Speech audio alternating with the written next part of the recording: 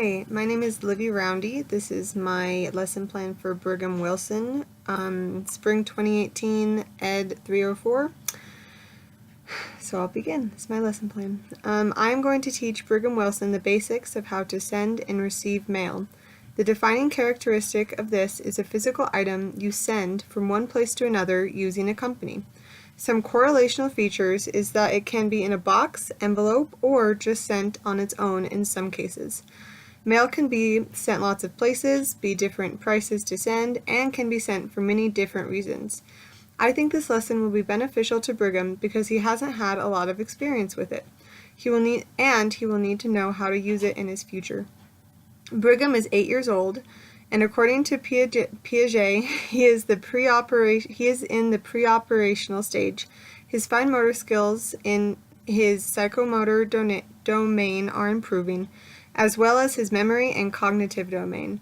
Both memory, remembering where to put what when addressing mail, and what to say when mailing it at the post office, and fine motor skills, writing the letter and addresses, taping the box, and working with the small envelope will be practiced and developed in this lesson. I think this lesson will be within his zone of proximal development, which was developed by Vygotsky, because he can do it physically and I know he can read and write. Brigham's brain is ready for this lesson. It has lots of plasticity because he is not yet an adolescent. So his synapse connections have not yet slowed down.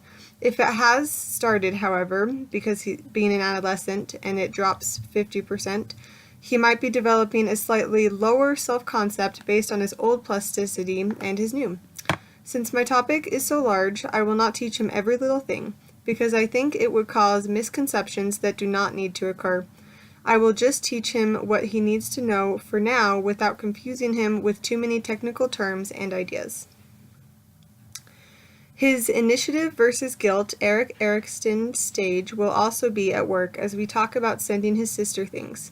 He will have to think about and decide if it is his responsibility to send his sister mail or if he doesn't really need to do it or instigate their relationship while she is away. Maintaining this relationship will help him as he gets older, and possibly help to ward off developing a personal fable by keeping his focus outward instead of inward. I believe he is ready to work on his relationship with his sister because he has the basic needs of Maslow's hierarchy of needs, psychology, psychological, and safety covered, so he can continue to work on belongingness and love needs. He has most likely received schema in the past that categorized letter writing as stereotypical boring girl activity, so he might be closed off about it, but I think having the subject about his sister will keep him interested enough to pay attention and not shrug the whole lesson off. While pre-assessing Brigham, I learned that he knows some of the places where the addresses and stamp go on an envelope, but is not sure about what goes where. This shows an illusion of knowing. Even though he has seen mail many times throughout his life, he is still not sure about how it works and how to use it. This illustrates that he needs more than just seeing it over and over to remember information. His success will be measured more like a criterion reference test than a norm reference test, because it doesn't matter if he does well compared to others. What matters is that he can do what needs to be done in a useful way. I know I am going to be nervous for this lesson because I already am, so my state anxiety is happening before I even am in the state, so I will try not to show any signs of my nervousness because it can be a contagious behavior and I don't want him to be nervous as well.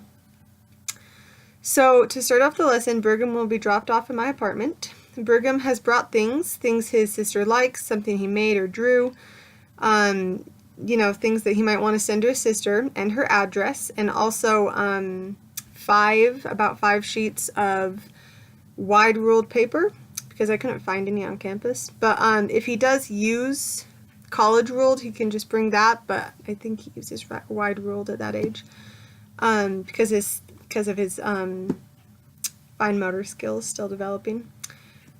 I am doing this lesson around his sister because Brigham might have experienced some decay in his long-term memory of her during her absence, and I want to keep him remembering her and communicating with her by getting messages through his dendrites, so his myelin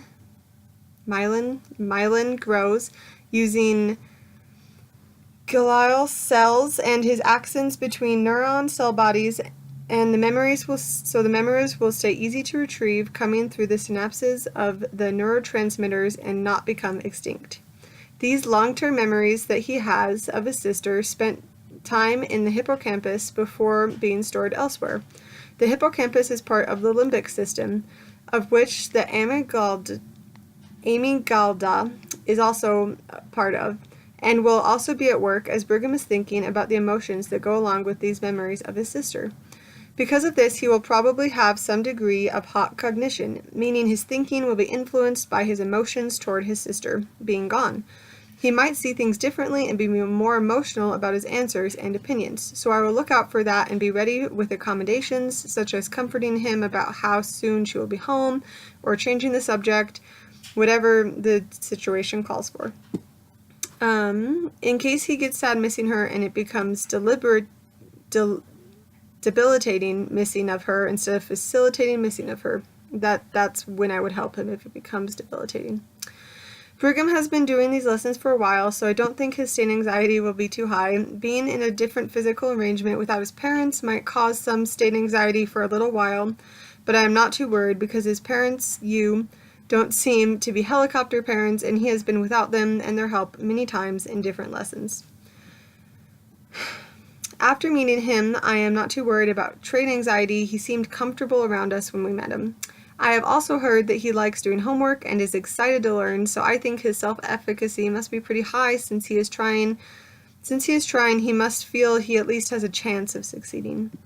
This also shows that he is a mastery learner because he is learning because he wants to when he gets home and not just because he has to for homework. Since it is summer, I am going to be prepared for the temperature part of physical climate by making sure my apartment is a comfortable temperature and taking into account whatever the weather is that day, so Brigham is prepared to walk to the post office to me. I will also have bottled water, yes, even though I read Boys Adrift, available so his physical individual state will not be a distraction if he gets thirsty or too warm, both of which are controlled by his hypothalamus.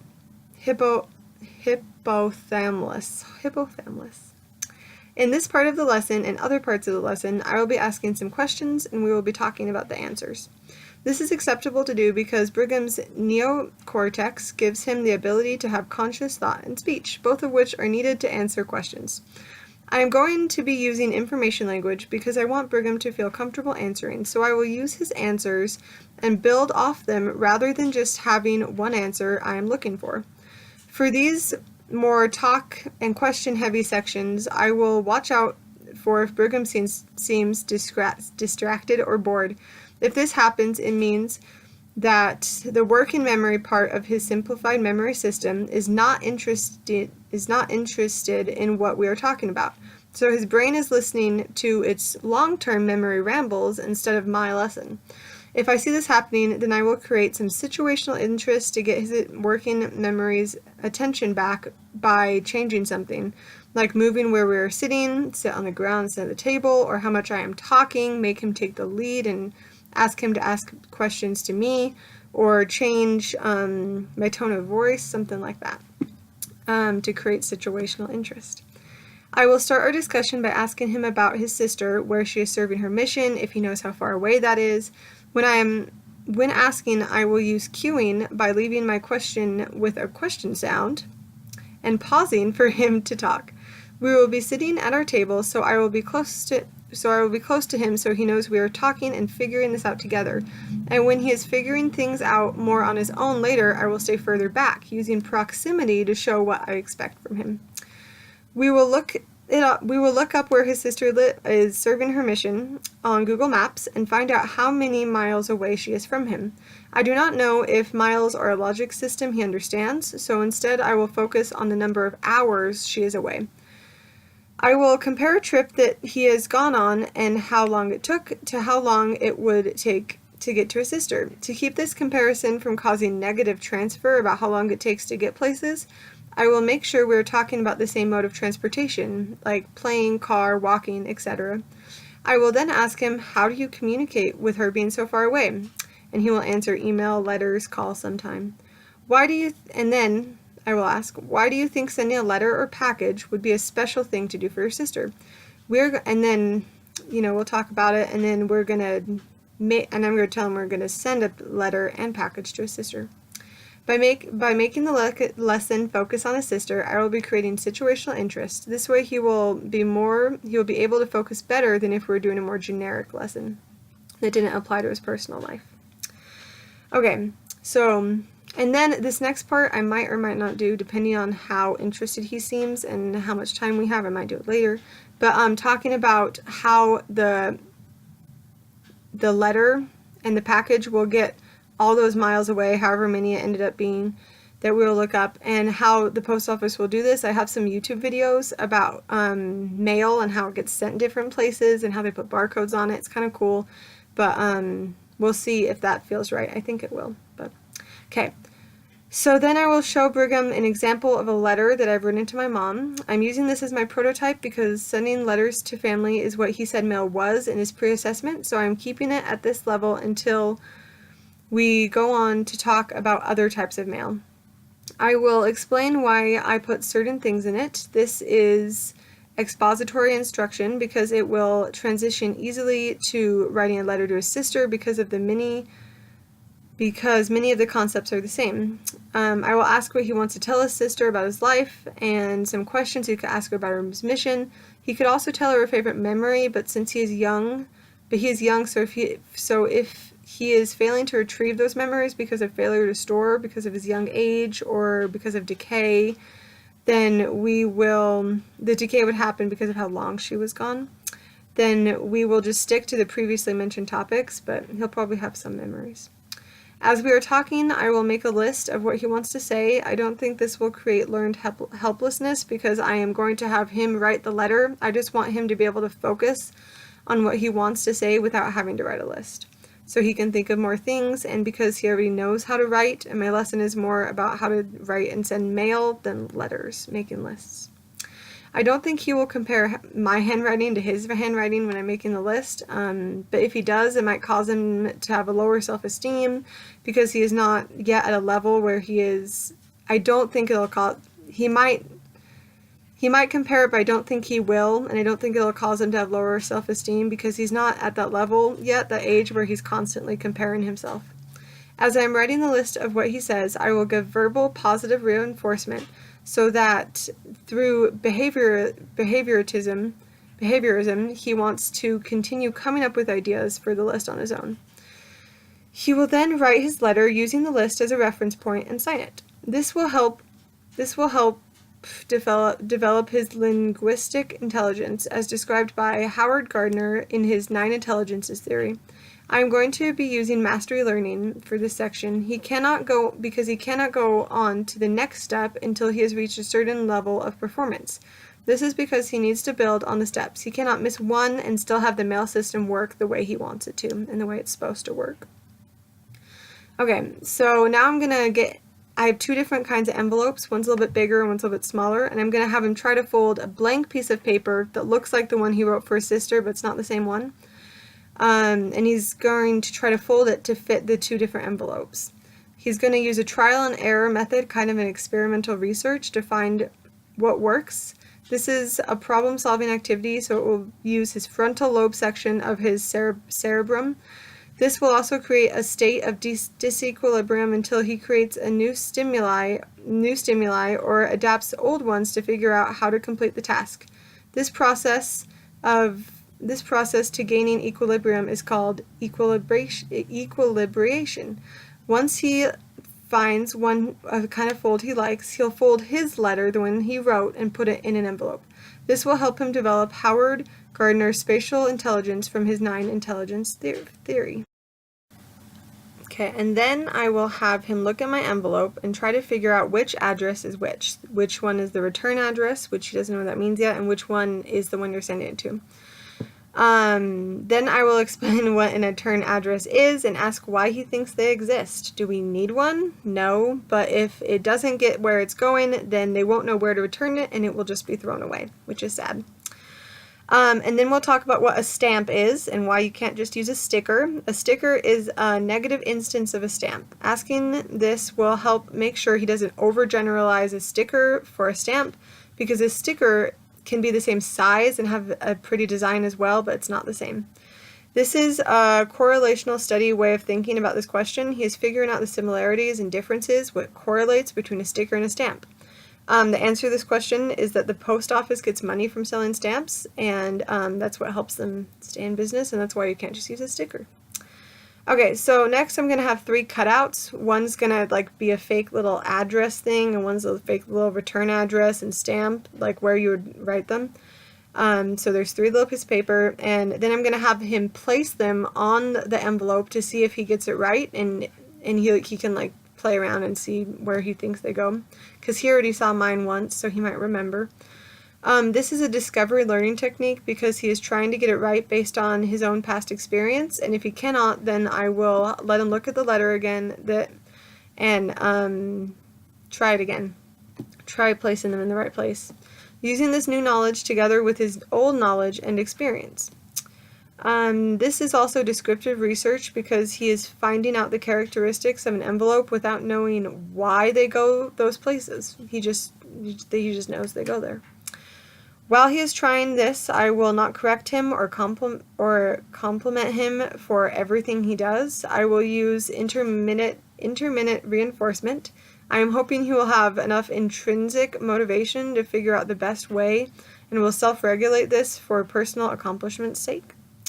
This would be a good activity to do in a cooperative learning style because they would all have different experiences and ideas to bring to the table, but since I'm only teaching one child, it would not work in this situation. Okay, and then I'm going to have him try a slightly different shaped letter because there's smaller and bigger envelopes.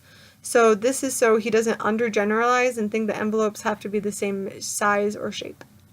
This will test Bloom's stage of knowledge, and while talking about this, I will try to point every time I say left and right and not assume that he knows which, so I can avoid the curse of knowledge. Next, I'm going to have him fill out the envelope, seal it, and when sealing the envelope, Brigham will lick the gum, that's the sticky part of the envelope, and this feeling of pressure on his tongue will be picked up by his partial lobe section of his cerebrum, which causes pain and which senses pain and pressure. These 2 tasks will start him in Edward de Bono's The Blue Hat, or managing stage, figuring out what is supposed to be done if he understands. Then he will wear the white hat, gathering the info he has learned, and these will help him complete this assignment. The other hats, such as green, creativity, will not be so helpful in this activity because it needs to be done a certain way and there's little room for change. If this was a group activity, these different hats could be given to different people and they could use parallel thinking to get different parts of creating and prepping and sending the letter done. From here, we are going to move on from envelopes to packages for a little while before talking about them both again. And to keep from having interference between the 2, I will put the envelope stuff out of sight and we won't talk about it until later. We'll just completely move on. I will ask how packages, also called parcels, and you can remember that because they both start with P and this is a mnemonic device, how packages or parcels are different from letters. There's a video that shows the differences between letters and parcels or packages and flats, and it's just a short little cute video. We're going to practice picking what to put in. Okay, let me start over. We're going to practice picking what to put what you're mailing in depending on what you're sending. Like if you're sending a postcard, letter, parcel, flat, which are all some positive instances of what you could put your mail in to send it. So we're going to practice knowing which, like talking about which we should put where when we're sending it. Like how you don't put a letter in a big box. And what to put in it to keep it safe during travel, like newspaper, packing peanuts, bubble wrap, etc. I will ask what he thinks you are not allowed to mail. This is something he can mostly use his intuition and also the evaluation stage of blooms. And if he can't remember, he could always look it up, so he doesn't need to memorize it per se. Mailing packages can be done in any box, and you will be charged for how large and heavy it is. We're going to use a flat rate box. These boxes are free and can be sent anywhere in the United States at any weight for the same amount of money. It is called flat rate because the price doesn't go up or down, it stays straight like a line. We'll figure out what he wants to send and find a good sized box for the package to his sister, fill it, make sure it will be safe for its journey by using packaging, as mentioned earlier, tape it into its box form, and then tape the box into form if that needs to be done. It depends what kind of box we choose and how big this thing is, and then tape it closed after filling it. I'll teach him how to use packaging tape. Packaging tape is stronger than his normal prototype of tape, and so the tape he normally uses at home would be a negative instance of packing tape. Then we will talk about where to put the address because it's different than an envelope. We'll put them on the box, and then I'll ask him if he needs stamps. And we'll talk about how you don't need stamps for a box because when you send it there, when you bring it to the post office, you pay for it there, and they get it taken care of. So usually you buy the stamps first, and then you just send it on your own, but you have to take the package, and they figure out how to, you just pay for it there without doing stamps. So mailing a letter within the United States, yeah. Oh, so we haven't talked about stamps yet, and now we're coming back. So this is like kind of the end of packages, and we're going back to envelopes again. So after we talk about not needing stamps, we'll go ahead and talk about envelope stamps and how you just need one stamp as long as it's under 1 ounce for in the United States. And but if it's more, then you need more stamps, and you just have to figure that out depending on how much it weighs. You usually have to go in unless you have a mail. What's it called? A mail weighing tech thing. Okay. We are mailing stuff to our family. Okay, so we're going to start talking about why we're sending mail. So we are mailing stuff to our family to make them happy and to communicate with them. And I'm going to ask, what are some other reasons we use mail? Have your parents ever bought anything online? Did it come in the mailbox? Was it delivered right to your house? What's the difference between the postal office and FedEx-like companies? The difference is the postal office is run by the government, and it does mail to letters too, but the FedEx only does packages.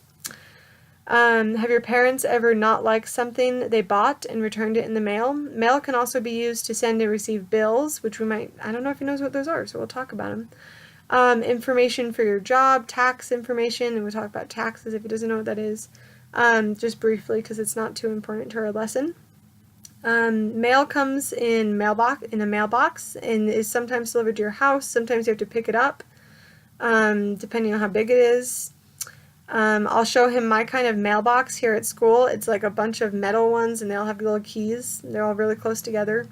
How I check my mail, send out mail and packages. We'll talk about the difference between my kind of mailbox here at school and his at home, which would be a simulation because he understands the function of his mailbox and can transfer the information over to my mailbox at school, and you just add a key in a lot of mailboxes in a small space. But if he does have a mailbox like that already, because I know some people do, then I'll show him from the ad that I sent, my mailbox at home, which is just like a line of mailboxes, doesn't have a key, and we'll talk about the difference between that and his mailbox. So either way, we'll talk about the differences. We'll check the mail, my mail, and we will find a letter that I have left there from someone who lived here before us, because we get them all the time, and I'll ask what we should do with it. And this is a moral dilemma for him, and how he answers will show where he is on Kohlberg's theory of moral development. If Brigham says just throw it away since it's not our mail, then he would be at a stage 1 because he doesn't see a consequence, so he doesn't need to do it. If he wants to find who it goes to, I will teach him how to cross out the address and put return to sender. How he feels about the mystery person's mail will show his development. of his affective domain, how much he feels and cares about others, and will show how egocentric he is, if he is worried about them getting the mail back or his just getting in trouble. I need to remember when talking about this and understanding what he is thinking that boys and girls are different. Carol Gilligan theorized that girls move up Kohlberg's development scale because of a difference in how they feel about themselves, whereas boys move up because of a difference in their cognitive development. I remember thinking this. I think remembering this will help me understand where he is coming from. Remembering about Carol Gilligan and her ideas. Okay, then I will ask what his mailbox. So then I will ask if anyone has ever stolen his mail that he knows of, because I know people have stolen my mail back home because ours doesn't lock and we live kind of in the woods, so it's like in the middle of nowhere. And I'll ask if that's okay and how that works. That's just another little moral development dilemma thing. Okay, we will practice mailing a letter and package next. We'll do role play. I will be the person at the postal office. I will teach him to say, "Hello, I would like to mail this package." It is a flat rate package, which they'll know because it has a specific box, which is something we'll talk about earlier when I teach him about flat rate boxes. Which this will use him saying this will use his temporal lobe because it is auditory, and also his occipital lobe because he has to be able to recognize the words that the postal officer says back. Then he has to hand the package to the postal worker, who will weigh it and might ask some other questions. As long as the address is on there and he pays, he should be fine. As we are role-playing, Brigham will be visualizing himself mailing the package, which will help him when he is actually mailing it later. Brigham has seen his parents and other adults interact in a similar way to how we are supposed to act in a post office, and since Albert Bandura's theory that we learn how to act from observing others in social settings, I know he has at least some idea how to act and knows he needs to have some self-regulation because his parents don't do the same things in social settings as they do in their home. This awareness from observation and learning from behavior will, I think, cause extrinsic motivation. He will be motivated to do well mailing the package because he feels he has to based on how others act. He will want to be seen as on par with them because of his self-concept, which is impacted when others react to his actions. In order to feel good about his self-concept, he will do things that will get him positive reactions. Vygotsky's socioculture theory plays into this activity as well. The fact that we need social experiences to shape our cognitive growth, that's his theory that plays into it. This interaction will help him with his interpersonal intelligence of Howard Gardner's 9 intelligences. Okay, so now we will go to the post office. It's about a 15-minute walk, during which Brigham's cerebellum, which controls coordination and allows us to move properly, will be put in more use now that he is moving than when he was just sitting. Though while he was sitting, it was working on his posture, balance, and maintaining structure. Yeah, so it was doing lots. While walking, Brigham is also using his motor cortex, which allows him to use his muscles voluntarily. Brigham might wonder why I can walk faster with less effort. Using the attribution theory to understand this, I would say you will probably think it is an external problem because my legs are longer, I have a longer stride, that is unstable because someday he will be taller and will have a longer stride as well, and that is not controllable because he cannot make his legs grow on command. It happens slowly. Once there, Brigham will mail the letter in the blue box outside, and then we will go inside, and I'll stay. There's like a little room right before it, and I'll stay there, and he'll go and mail the package. Brigham will do it by himself. While mailing the package, Brigham might have an invisible audience problem, thinking that everyone else in there is watching and judging him. I will watch to see if this becomes facilitating anxiety, helping him through it because he doesn't want to mess up in front of them all, or debilitating anxiety, which would not help him, and it would make him too flustered and nervous to do what he's there to do. The stimulus of the situation is a new environment, new sounds, sights, smells, and more, sent to his sensory register by his thymulus. In the post office and the in the post office or all this stuff, and the response to this might be increased heart rate through his brainstem. Making the lesson an experience centered on his sister, involving going somewhere and doing something, made it constructivism, a theory from Jerome Bruner, made it constructivism learning for him. Jerome Bruner also would have approved of this part of my lesson because it doesn't just give one step, it gives lots of steps that can then be continually expanded on, such as where the address goes and moving. Okay, no, because it can be continually expanded on. A lot of my lesson is asking Brigham questions, talking it out, or trying to figure it out, such as where the address goes and moving the pieces of paper, then presenting the answer. So I don't really do direct instruction until I tell them at the end of thinking about the new learning. Okay, so after this, we will walk home, and while walking home, I will ask Brigham what other questions he has about how mail works. We'll talk about it, and once we get back to my apartment, if we have some time before he gets picked up, then I will try to answer those questions he has, and if we still have more time, we will write another letter to someone and see if his skills have really stuck. So, yeah, that's my lesson. Thanks for watching. I know it's long, but okay. Thank you.